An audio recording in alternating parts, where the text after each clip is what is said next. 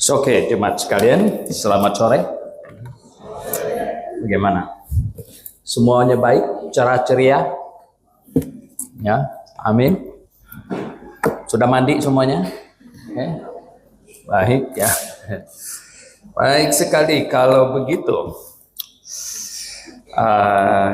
Kita akan belajar sesuatu tentang gereja. Karena kita akan ulang tahun gereja ke-30. Biasanya saya menjelang ulang tahun selalu khotbah tentang gereja. Nah, coba kita lihat gereja. Coba kita buka Kolose. Kolose pasal 1 ya. Di ayat yang ke-18 dari Kolose pasal 1. Ayat 18. Kita baca bersama-sama satu ayat saja. 1, 2, 3. Ialah kepala tubuh, yaitu jemaat. Ialah yang sulung, yang pertama bangkit dari antara orang mati, sehingga ia yang lebih utama dalam segala sesuatu. Oke, kita berdoa ya. Bapa di sorga, kami mengucap syukur karena kasih-Mu kami diselamatkan.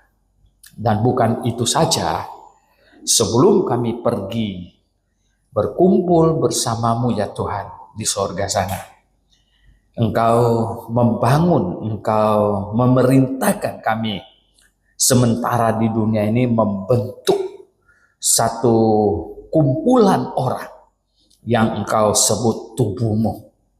Tuhan, biarlah kami setia akan hal ini, dan kami tahu iblis sangat-sangat bekerja keras untuk mengganggu apa yang Engkau rencanakan, untuk mensabotase program-program-Mu. Tolong kami untuk menjadi paham dan kami bertindak sebagai alat-Mu.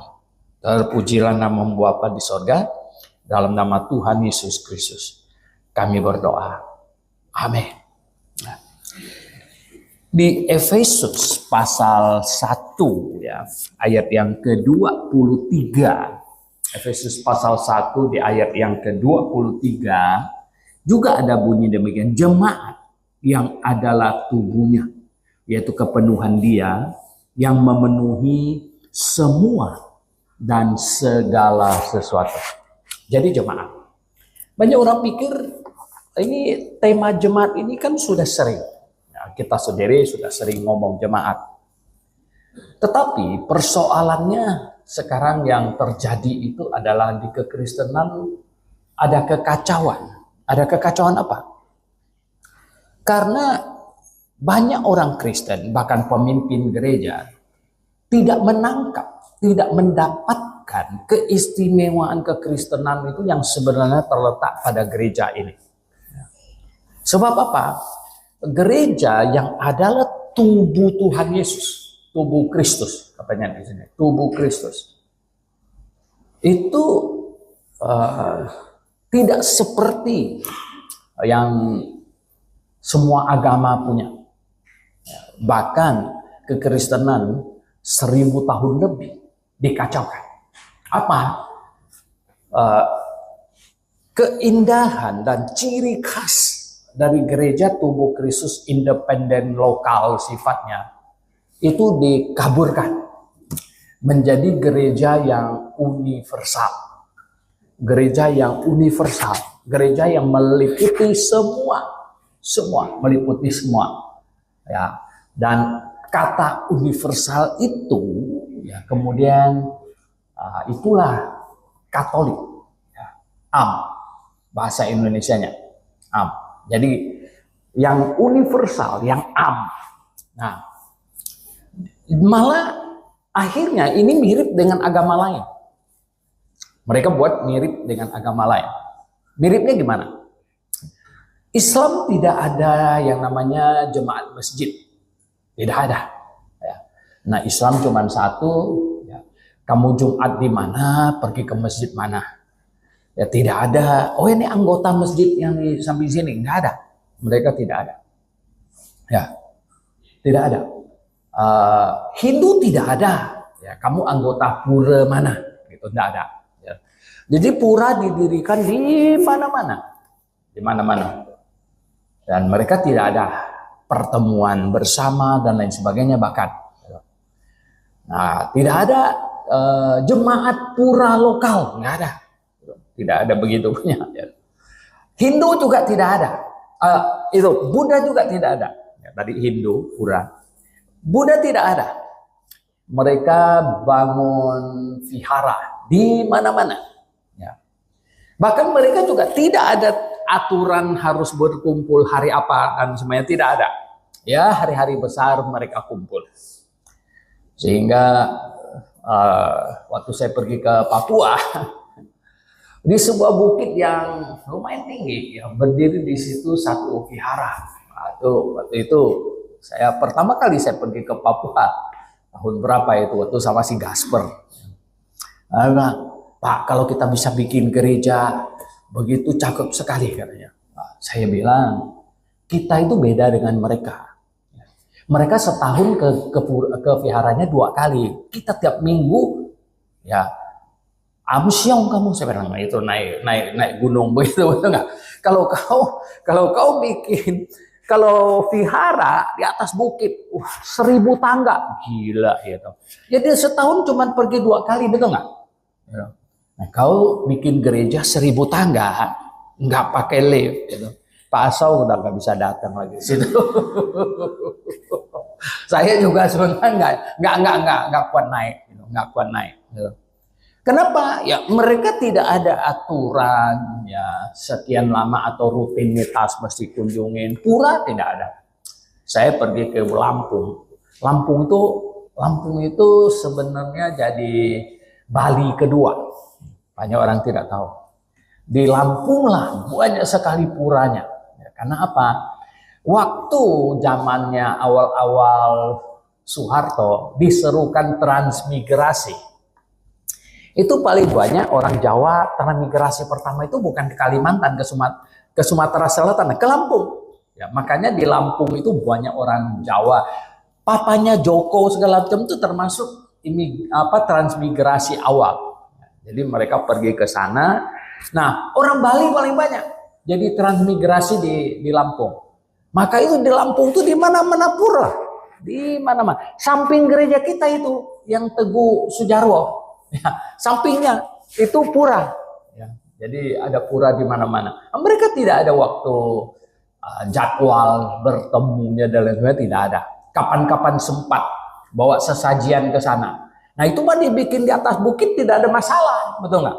Ya, tidak ada masalah. Wah tapi saya bilang kalau gereja kok bikin macam begitu, tiap minggu kita datang kebaktian, Rabu datang lagi, itu mesti yang antara umur ya 3-14 sampai umur 20 yang sanggup datang tiap minggu 2 kali. Tidak, kekristenan tidak demikian. Nah kekristenan Tuhan rancang apa? Tuhan rancang. Di sini ya, Tuhan bilang apa? Dia bilang kalau bahasa Yunaninya kai autos estin he kefale ya, tou somatos tes eklesias. Ya, jadi dia bilang dia adalah kepala. Nggak tahu bahasa Indonesia kepala itu dari bahasa Yunani. Kenapa bisa kepale? Kepale bahasa Yunani, kepala bahasa Indonesia. Gitu ya. Jadi Tuhan Yesus itu kepale, ya itu kepala dari tubuh, ya somatos tubuh, dan itulah jemaat. Tubuhnya ialah jemaat, ya, dan seterusnya. Dan dia adalah yang pertama, arke, ya. Prototokos ekton nekron, yang pertama ya dari bangkit dari orang mati, inagenetai en pasin autos proteon, dan dialah katanya ya yang segala sesuatu, dia yang paling utama dari segala sesuatu. Nah, hari ini kita mau bahas tentang eklesias. Ya. Eklesias kalau di sini ya, ini adalah noun, jadi kata benda.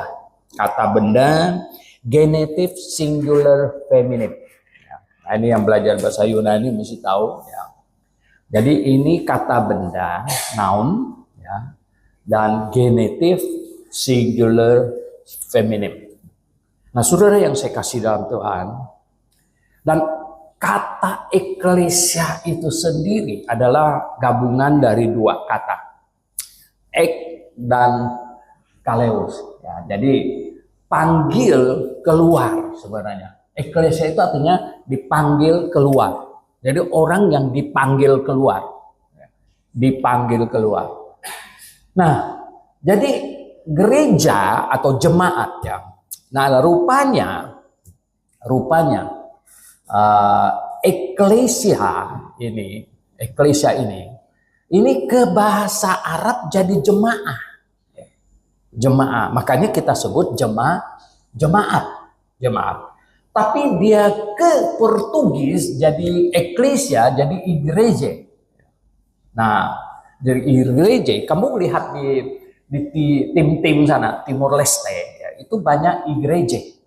Gereja itu, nah akhirnya dari Portugis igreja itu ya akhirnya masuk ke bahasa Indonesia jadi gereja, karena Portugis dulu kan masuk ke sini, cuma ke Indonesia, ya Nusantara bukan Indonesia, dulu belum Indonesia namanya. Nah, saudara yang saya kasih dalam Tuhan, ya, jadi eklesia ini adalah orang yang dipanggil keluar, Dipanggil pakai apa? Ya, mungkin ada gubernur masa lalu bilang dipanggil pakai toa. Dan coba kita lihat dipanggil pakai apa? Di 1 Tesalonika. Ya, 1 Tesalonika. Ya, 1 Tesalonika. Oh, sorry. Gimana tadi? Ya, sorry. Ini kan. 2 Tesalonika. Betul? 2 Tesalonika. 2 Tesalonika pasal 2 ayat yang ke-14. 2 Tesalonika pasal 2 ayat 14. Katanya apa? Untuk itulah ia, apa katanya?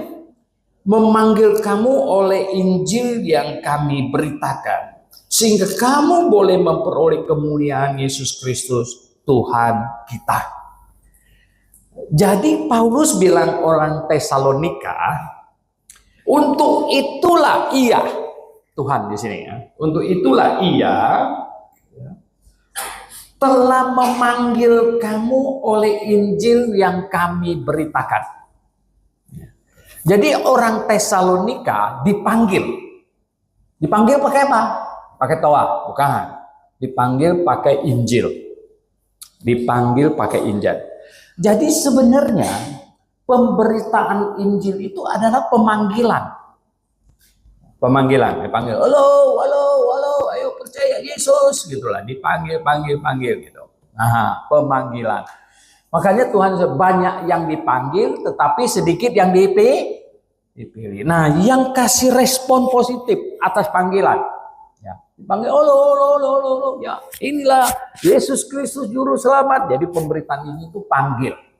Nah, setelah dipanggil keluar, yang kasih respon positif. Yang kasih respon positif ini menjadi bertobat dan percaya. Ya, menjadi bertobat dan percaya, maka itu dinyatakan imannya kepada publik, sekurang-kurangnya kepada jemaat, dan kemudian dibaptis. Maka masuklah dia ke dalam ini eklesia. Masuk ke dalam, jadi eklesia kan orang yang dipanggil keluar. Dipanggil keluar dari mana? Dipanggil keluar dari dunia ini. Dunia begitu ramai, banyak orang. Sekarang sekitar 8 miliar. Ya. Tadi pagi Pak Andarias bilang, ini kalau tambah-tambah lagi gimana Pak? Saya bilang kelihatannya banyak negara malah kurang sekarang. Ya. Singapura penduduknya mundur. kurang. Jepang penduduknya mundur sekarang, makin kurang. Ya, ada banyak negara yang kurang. Cuman, nah di negara yang suaminya boleh beristri 4, itu tambah. Ya, tambah banyak sekali. Kenapa ya? Kamu bisa bayangkan ya, ada gubernur di sana itu bilang bahwa kalau yang mau terima bansos mesti vasektomi. Wah ribut, ini jadi topik trending gitu ya. Sehingga ada yang menentang segala macam. Dibilang bagaimana nggak di vasektomi? Bayangkan, gitu. Anak sudah 11, nggak kerja apa-apa, gitu. Terima bansos. Sambil itu istri masih hamil anak ke-12. Wah sudah. Nah yang macam begini terima bansos, ya repot, gitu ya. Nah penduduk bumi ini ada sekarang ini sekitar 8 miliar. 8 miliar. Dipanggil. Panggil pakai Injil, supaya keluarnya itu sepertinya nggak keluar bagaimana ya, kan kita nggak keluar dari dunia, betul nggak, masih sini, cuma keluar dari keduniawian ya, karena kita masih tetap tinggal di RT 14 saya gitu, RW 10 gitu. Tapi dipanggil keluar dari mana? Dipanggil keluar dari kehidupan keduniawian. Nah, gimana kalian? Ya dong? Jadi dipanggil keluar. Kita masih tetap tinggal sama-sama mereka. Tapi kita sudah berbeda. Berbeda bukan lalu rambut kita semuanya ramai-ramai cat hijau gitu. Bukan. Tapi kita berbeda dalam kita bersikap dan lainnya. Dalam kita bertutur kata semuanya berbeda. Kita keluar dari dunia ini. Keluar lalu apa katanya? Berkumpul. Ya. Eklesia itu dipanggil keluar untuk berkumpul. Jadi kita harus sering-sering berkumpul. Ya. Sering-sering berkumpul. Mana? Tadi pagi juga sudah dikhotbahkan. Ya, kita sepakat satu minggu kumpul 2 kali sebenarnya. Betul nggak? Kita sepakat. Itu sekurang-kurangnya 2 kali. Apa itu? Hari Minggu dan di pertengahan minggu. Ya, untuk berdoa bersama-sama. Itu kumpul. Jadi kita dipanggil keluar dari dunia ini melalui Injil dan kemudian kita bertobat dan kita percaya. Kita percaya kemudian kita berkumpul. Berkumpul membentuk eklesia. Eklesia itu orang yang dipanggil keluar untuk berkumpul. Ya, berkumpul untuk membentuk eklesia yang disebut tubuh Kristus. Disebut tubuh Kristus. Nah, saudara yang saya kasih dalam Tuhan, berarti nomor 1, itu orang yang dipanggil keluar memberi respon kepada panggilan itu. Panggilan Injil. Tadi kan kita dipanggil pakai Injil. Memberi respon kepada panggilan Injil itu, kita jadi bertobat dan percaya. Ya, bertobat dan percaya. Nah, bertobat dan percaya. Kemudian memberi diri dibaptis. Akhirnya kita memberi diri dibaptis dan menjadi anggota. Menjadi anggota. Komit. Ya. Nah, di Indonesia, saya malah tidak ketemu gereja lain seperti GBIA. Anda tahu tak di Indonesia ini ada 7 kelompok baptis. Ya. Ada 7 baptis, kita salah satunya. Ya. Kita salah satunya. Ada namanya Baptis Indonesia, GBI. Ya. Ada namanya Konservatif Baptis. Mereka ganti namanya jadi PIBI, Persekutuan Injili Baptis Indonesia. Ya. Kemudian KGPI, Kerapatan Gereja Baptis Indonesia. 3. Kemudian Gereja Baptis Jakarta yang di Samanhudi. 4. Itu yang Chinese punya. Ya, 4. Ya. Kemudian Gereja Baptis Papua, ada Papua, misi dari Australia, itu nomor 5. Kemudian Gereja Baptis Independen Indonesia, nomor 6. Kemudian Gereja Baptis Independen Alkitabiah, nomor 7. Ini dari sini ada pecah lagi beberapa yang kecil-kecilan. Ya enggak? Kecil-kecilan. Apa yang rantau namanya apa itu? Nah, lain sebagainya gitu. Nah, saudara yang saya jadi sekurang-kurangnya di Indonesia ini ada 7 kelompok baptis. 7. Dan saya kasih tahu Anda, yang saya tahu, hanya GBIA yang di akhir kebaktian kita ada panggil. Nyanyi satu lagu, kita panggil. Mari, yang mau maju ke depan, membuat pengakuan iman. Memberi diri dibaptis, menjadi anggota jemaat, maju. Tadi pagi kan, ya, ada 3 maju ke depan, suruh membuat pengakuan iman, membuat pernyataan komitmen, ya komitmen, gitu. Ya. Akhirnya memberi diri dibaptis. Nah, cuman kita yang buat gitu.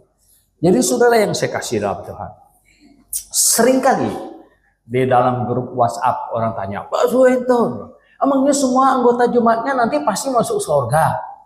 Saya bilang, saya yakin pasti. Atas dasar apa? Macam-macam mereka. Saya bilang itu sekurang-kurangnya saya memegang pengakuan iman mereka. Kenapa? Karena orang yang mau jadi anggota jemaat kami beda dengan yang gereja-gereja lain. Ya.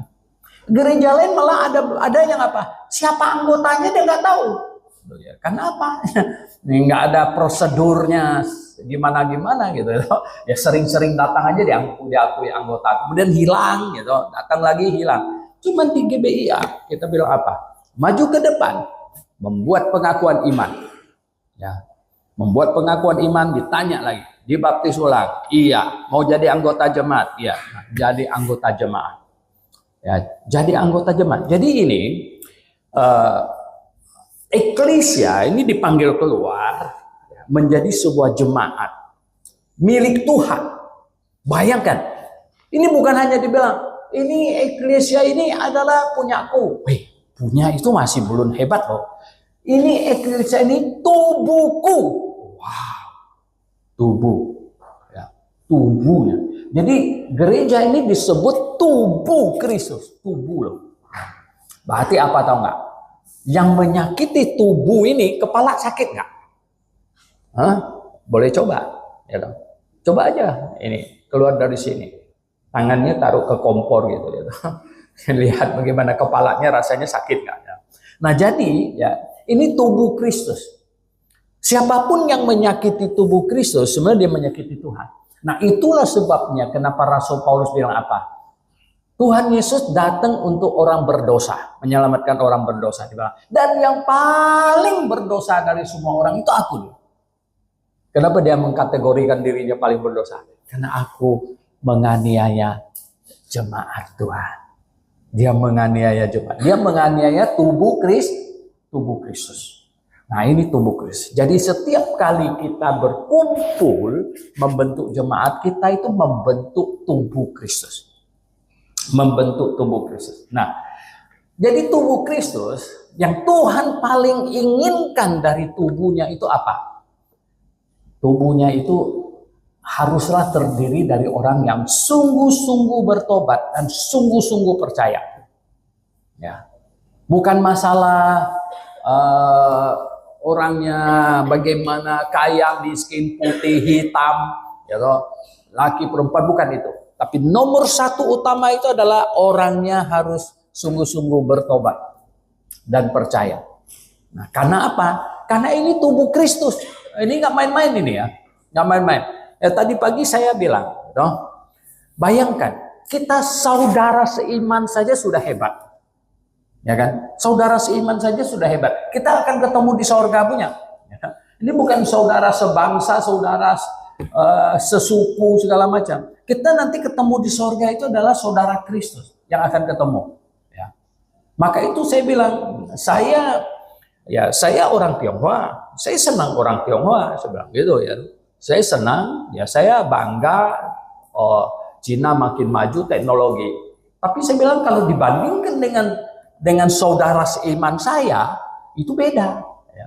Ya orang Tionghoa yang di sana di Cina nggak akan nanti sama saya di sorga, nggak bakalan. Ya. Tapi yang saudara seiman saya ini nanti akan yang kumpul bersama dengan saya di sorga nanti. Jadi saudara yang saya kasih dalam Tuhan, jadi lihat Anda, betapa pentingnya, betapa utamanya jemaat yang adalah tubuh Kristus harus terdiri, nomor satu harus terdiri dari orang-orang yang sungguh-sungguh tobat dan sungguh-sungguh lahir baru. Karena ini disebut tubuh Kristus. Bukan main-main, disebut tubuh Kristus. Nah, oleh sebab itu, saudara yang saya kasih dalam Tuhan, tadi saya bilang, ini dikacaukan. Dikacaukan apa? Tubuh Kristus ini bersifat lokal. Tubuh Kristus yang Tuhan. Nah, kenapa bersifat lokal? Coba ya, di tadi ayatnya, yang eklesias di sini dibilangnya, itu adalah noun genitive singular feminine. Singular. Itu artinya tunggal. Satu. Ya, kemudian katanya kumpul. Jadi kumpul jadi satu. Kita ini kumpul. Kumpul jadi satu. Bisa nggak kita kumpul dengan orang di Alaska? Bisa. Janjian di mana? Janjiannya di California. Kita terbang dari sini ke California. Dia terbang dari Alaska ke California. Kita kumpul jadi jemaat. Waduh, kalau gitu berapa lama baru bisa kumpul sekali? Bisa nggak kumpul setiap minggu? 7 hari sekali. Orang Alaska, Australia, Indonesia kita kumpul. Nggak bisa.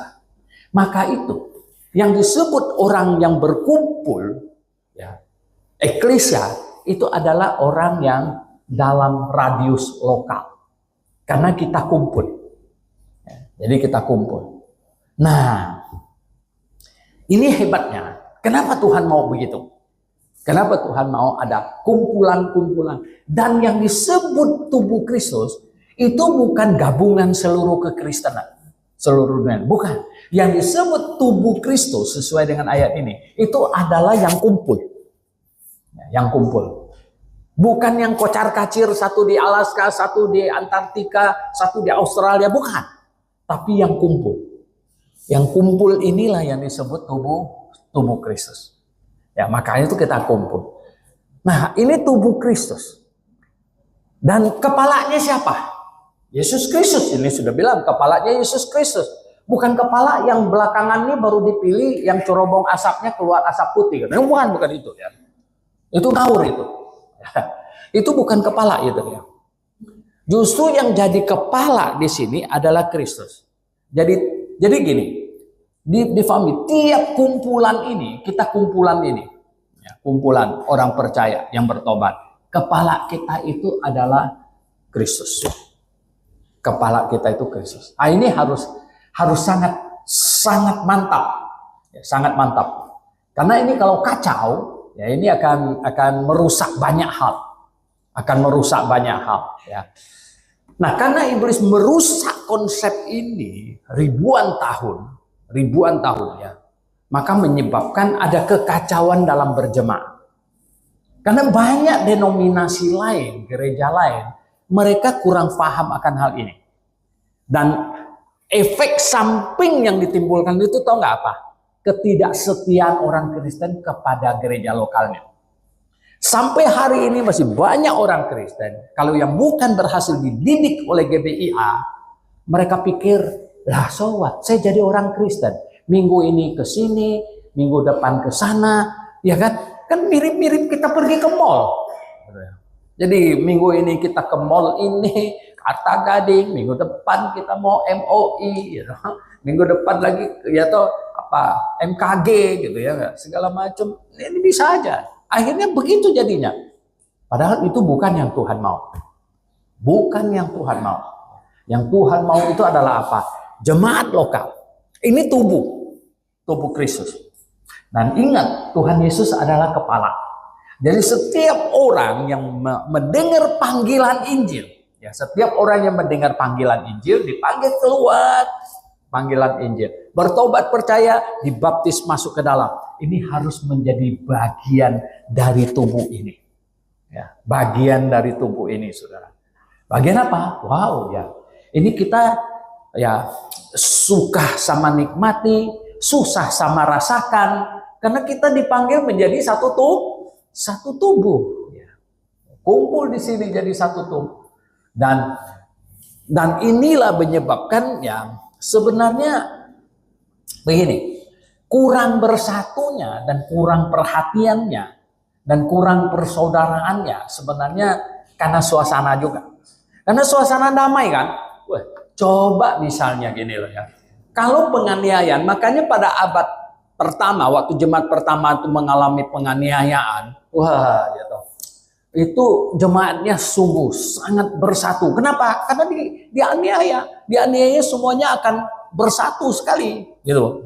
Coba katanya gini, sekarang, ya toh, wah ini orang Kristen, jemaat GBI Agrave, kalau tangkap akan dibakar hidup-hidup, gitu ya toh. Dan kita dengar, misalnya gini, ya toh, misalnya kita dengar siapa ini, ya toh. Boni sudah dibakar gitu ya, ini cuma omong aja gitu ya. Wah, Dede kan pusing, betul nggak? Ya, tapi kan kita saudara, ahli yang pusing, jadi mau ditangkap, larilah dia. Nah larinya gimana? Gitu. Rumah dijual, makanya kan mereka jual rumahnya lah, ya segala macam. Rekening di bank dikosongin, ya semuanya kan daripada dilacak nanti diambil gimana? Ya dong, dikosongin, ya toh. Alyong ya toh punya beberapa M, gimana mau gotongnya beberapa M ya toh, terpaksa dititipkan Fatih sekian ya, dititipkan siapa sekian gotong. Itu suasana penganiayaan akan menyebabkan itu yang terjadi, akan menyebabkan. Dan jumlah orangnya berkurang nggak kira-kira? Berkurang drastis ya.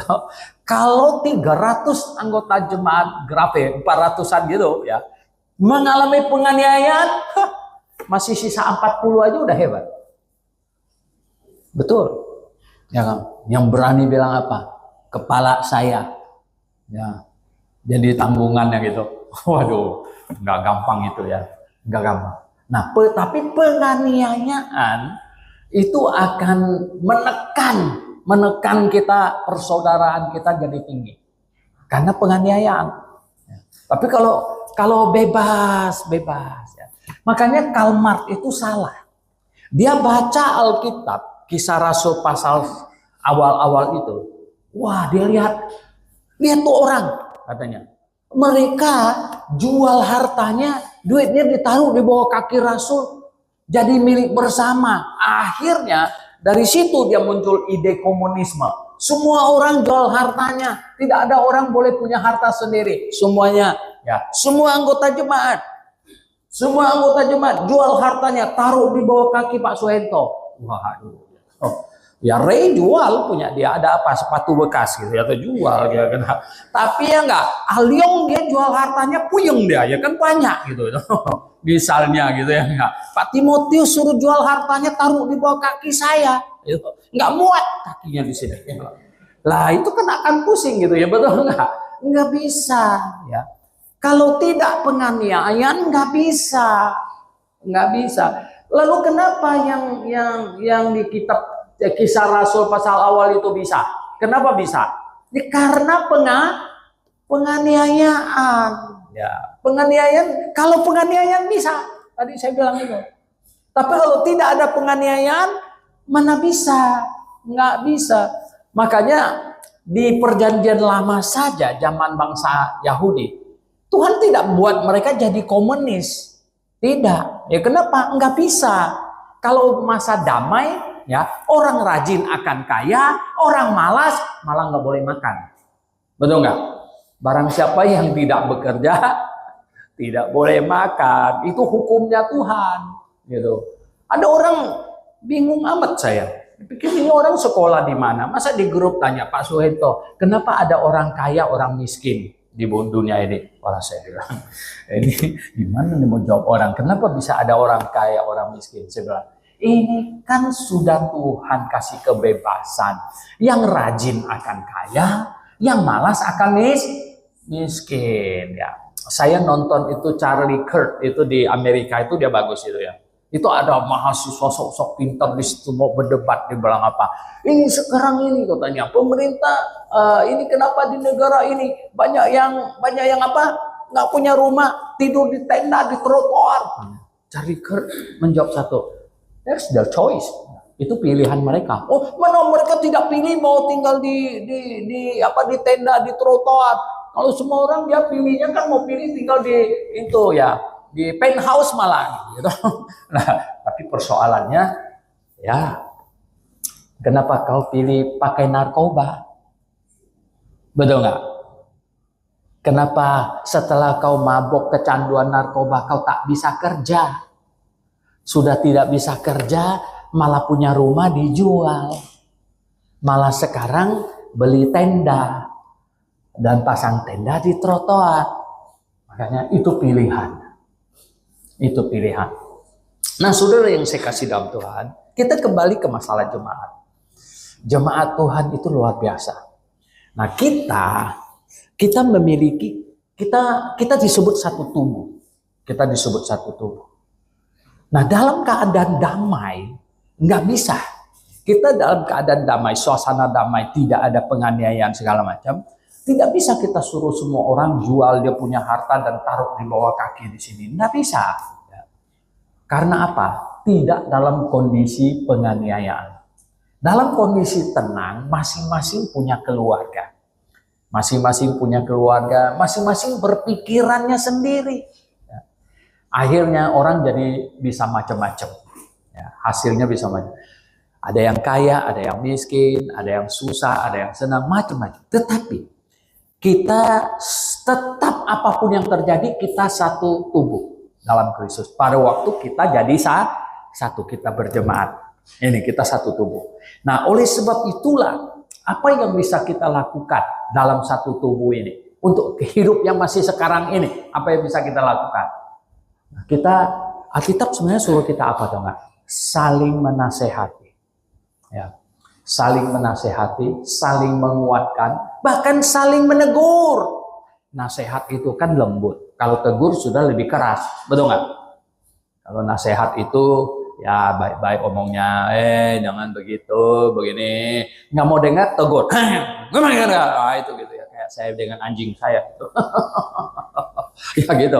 Jadi saling menguatkan, saling mengingatkan, saling menasehati, saling menegur, begitu ya. Wow.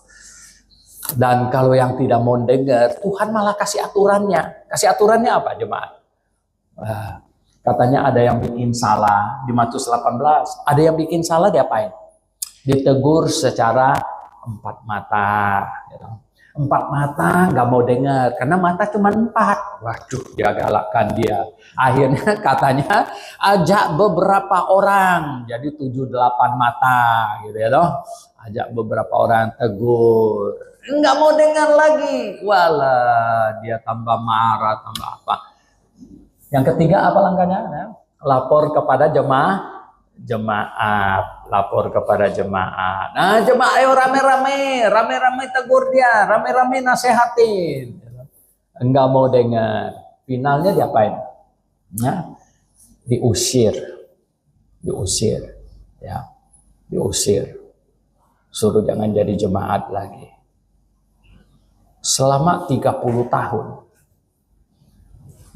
Saya ingat, cuman ada satu orang yang digotong turun dari situ.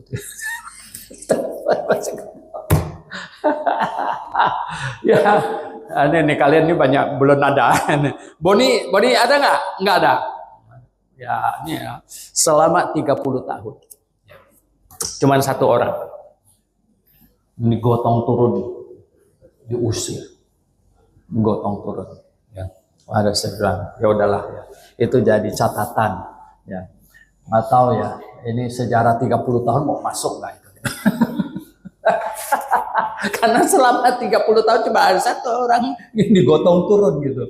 Rame-rame ya. 4 orang mahasiswa pegang satu kaki, satu sebelah ya. Dibawa turun gitu. Aduh, saya lihat.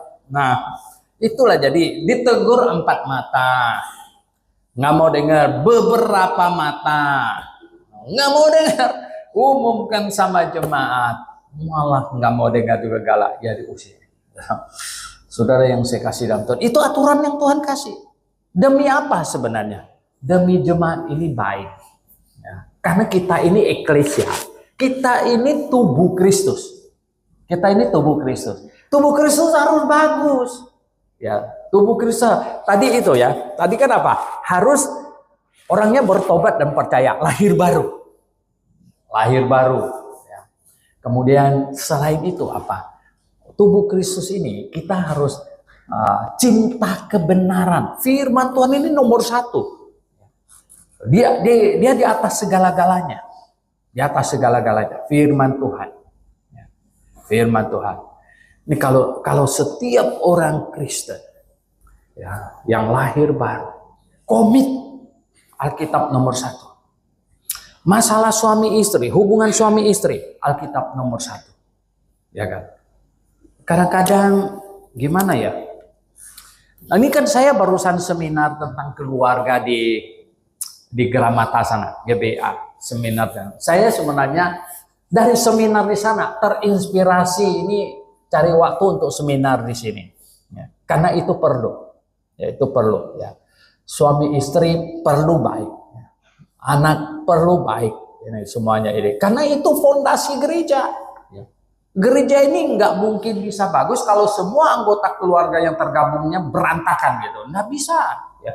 Itu akan kacau balau. Makanya ini semuanya ini mesti bagus gitu. Mesti bagus. Makanya seminar tentang keluarga.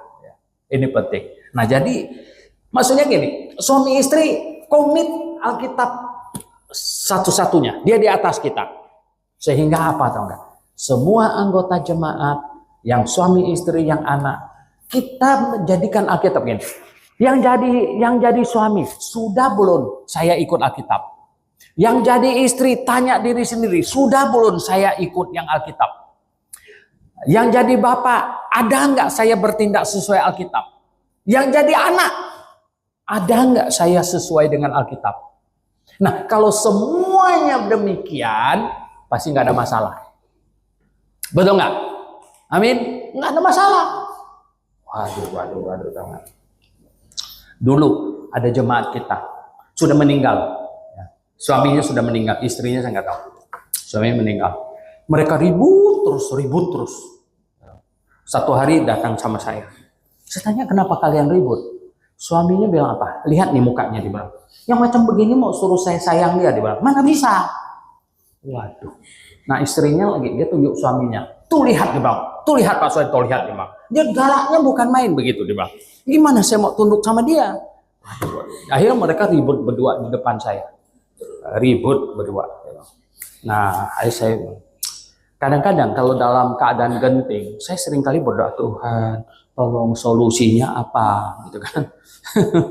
Solusinya apa begitu? Akhirnya tahu nggak? Tuhan itu banyak kali menolong saya, banyak kali. Ya. Bayangkan saya di tengah-tengah pesantren ditanya, apakah kitabnya mereka firman Tuhan atau bukan? Saya kan kejepit di tengah-tengah, betul nggak? Kalau saya bilang bukan, nggak keluar dari situ, nggak keluar. Kalau tapi kasih bilang, oh itu firman Tuhan juga, matilah. Ya toh, pasti jadi headline. Suhen Toliau bilang kitab Q, atau firman Tuhan, mati. Nggak bisa. Saya Tuhan tolong saya, Tuhan tolong saya. Padahal pertanyaannya dua. Pertanyaan kedua tuh saya hampir tidak dengar. Kenapa? Saya lagi mikirin yang pertama itu belum selesai gitu. Tuhan tolong saya, Tuhan tolong saya. Akhirnya tiba-tiba tung gitu ya. Tuhan itu hebat sekali. Tung dia tolong saya. Akhirnya saya bilang apa? Pak, saya bilang, kami di Kristen itu ada dua kelompok Kristen besar. Satu kelompok pertama yang percaya Alkitab satu-satunya firman Tuhan. Ya, firman Tuhan sampai kitab Wahyu. Sesudahnya tidak ada lagi orang dapat mimpi, dapat wahyu, ketemu malaikat, segala macam tidak ada lagi. Nah, kelompok dua masih terus dapat mimpi, dibisikin, ketemu malaikat, segala macam, ada nabi baru. Pak, saya ini Kristen yang nomor satu. Matanya jadi agak sedikit galak. Tapi waktu moderator tanya, sudah bisa terima? Belum, dia bilang. Wah, seperti ini orang cari gara-gara lagi ini ya. Dr. Suhen Toliau belum jawab saya. Belum jawab saya. Ini kitab ini, firman Tuhan atau bukan? Lebih galak lagi suaranya. Lalu saya bilang apa? Pak, minta maaf. Sebenarnya saya sudah menjawab Bapak. Cuman saya tidak memakai kata-kata yang menyakitkan. Bapak-bapak kiai yang lain sudah nangkep. Yang lain mangguk-mangguk. Mangguk juga dia. Akhirnya dia mangguk. Waktu makan siang dia datang cium-cium pipi saya malah gitu. Nah, ada jawaban. Tahu nggak? Ini kita kembali Bapak tadi suami istri ini jemaat kita ini. Wah, mereka ribut di depan saya. Saya tanya, Tuhan, gimana ini saya selesaikan ini, gimana saya selesaikan? Gitu ada. Saya tanya suaminya, tanya istrinya. Saya bilang, coba buka Efesus pasal 5 sama istri saya. Baca ayat 22. Hai istri, tunduklah kepada suami. Itu firman Tuhan atau firman suamimu? Firman Tuhan, Pak. Oh, oke. Jadi, yang suruh kamu tunduk suami itu Tuhan apa suami? Tuhan, Pak. Wah, Tuhan. Saya suruh suaminya. Kau baca ayat 25. Hai suami, kasihilah istrimu. Saya tanya suaminya, itu firman istrimu atau firman Tuhan? Firman Tuhan, Pak. Tuhan suruh kamu kasihi istrimu. Saya bilang gini, jadi kamu suami istri, ya, seberapa jelek suamimu, seberapa buruknya dia, tapi demi kamu taat kepada Tuhan, kamu tunduk sama dia. Karena itu firman Tuhan. Saya bilang sama suaminya, sejeleknya, ya, segawatnya istri kamu, Tuhan suruh kamu mengasihi istrimu. Ya. Jadi demi taat kepada Tuhan, dua-duanya masih gagal nih.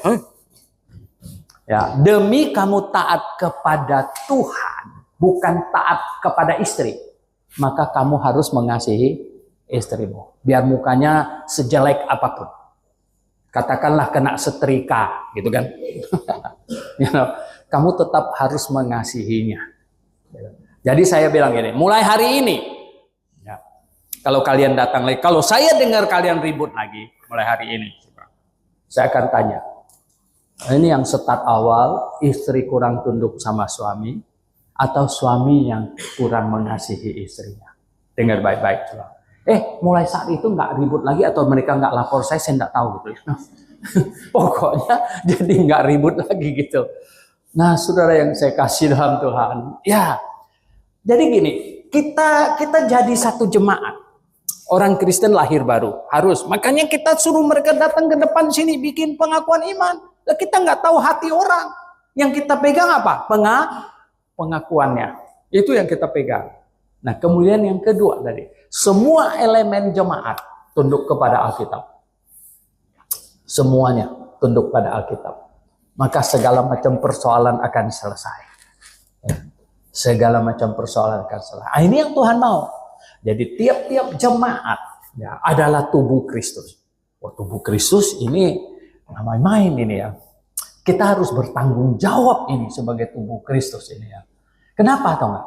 Kalau tiap anggota jemaat yang adalah tubuh Kristus, dan kalau kita buruk, kita memperburuk tubuh Kristus. Dengar baik-baik. Ya. Jadi gara-gara kamu, jadi tubuh Kristus ada tompel. Ya, gara-gara kamu, ya kan? Gara-gara kamu tumbuh apa itu? Kutil. Gitu ya. Padahal ini tubuh Kristus ya. Tubuh Kristus ini bagus. Oleh sebab itu gini, tiap-tiap anggota jemaat periksa diri. Karena kita ini tubuh Kristus, maka kita harus menjadi yang memperindah tubuh itu. Amin. Ya, jadi kita memperindah tubuh itu. Ya, memperindah. Wah, jemaat Grafe ini jemaat yang saya kasih tahu Anda. Ini disorot ini. Disorot. Ya. Ini kalian sini ada banyak yang di grup Anda tanya GBA jawab. Ada nggak? Wah, ini baru ini satu orang. Wah, dia tanyanya.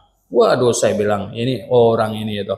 Ini Anda tanya GBIA jawab. Mana itu? Anda tanya GBA jawab. Tahu nggak? Dia tanyanya apa? Nih, yang terakhir. Apakah kriteria gereja sesat? Wah, saya jawab nih. Tidak sesuai Alkitab dan akal sehat. Dia kasih jempol. Ini yang tanya kasih jempol. Pertanyaan yang kedua. Kalau GBIA bukan gereja sesat, mengapa? Oh, hebat juga. Saya bilang gini, karena sampai sekarang belum ada yang berhasil menemukan pengajarannya yang menyimpang dari Alkitab dan akal sehat.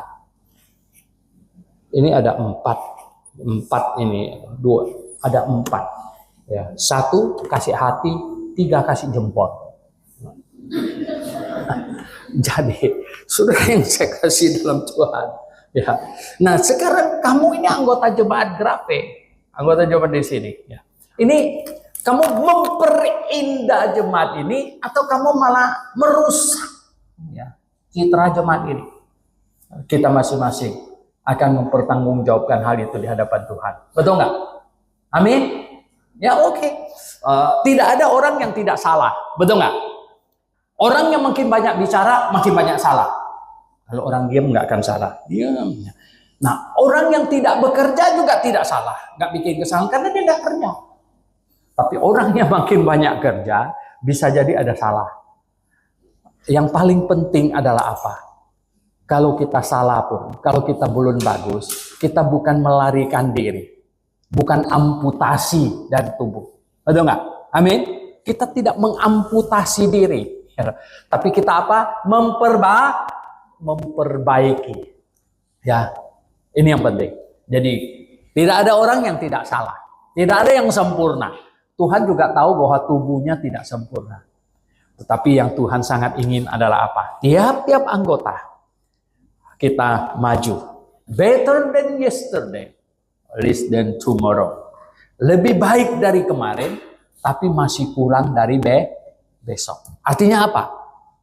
Kita maju terus. Akan lebih baik, lebih baik, lebih baik. Mencapai kesempurnaan. Karena kita harus tahu, kita jadi sorotan. Ya, jemaat Grafe itu jadi sorotan. Jemaat Grafe itu jadi pembanding. Bahkan menjadi ini apa? Untuk kalau bisa dikritik-kritik, ya habis-habisin. Ya. Wow, ini luar biasa. Nah, kita akan sadar akan hal ini, maka kita harus jaga sebaik-baiknya. Amin. Oke, baik, kita berdoa. Kita berdoa. Bapa di surga, terpujilah namamu. Kami sekali lagi Tuhan bersyukur. Diselamatkan dan kami bisa ada satu wadah sebelum pergi ke surga bersamamu. Kami ada wadah, ada jemaat. Tempat kami berinteraksi. Tempat kami untuk saling menguatkan, saling mengingatkan, saling menasehati, saling menegur. Supaya kami di dunia ini Tuhan bisa memperbaiki banyak hal. Karakter kami semuanya bisa diperbaiki. Sampai nanti kami bertemu dengan Engkau Tuhan. Oh, hari yang bahagia. Kami menikmati kemuliaan. Dan kami tahu bahwa kami di dunia ini telah dibentuk sedemikian rupa. Terpujilah namamu Tuhan. Dan sekarang pimpinlah kami semua. Supaya kami menjadi anggota jemaat yang baik. Kami sangat sadar jemaat Grafe adalah jemaat yang menjadi sorotan. Diteropong sedemikian rupa. Dikritik sedemikian rupa. Dicari kesalahannya. Tuhan tolong kami. Supaya kami sungguh menjadi bagian positif dari jemaat ini. Tubuhmu Tuhan. Dalam nama Tuhan Yesus Kristus, kami berdoa. Amin.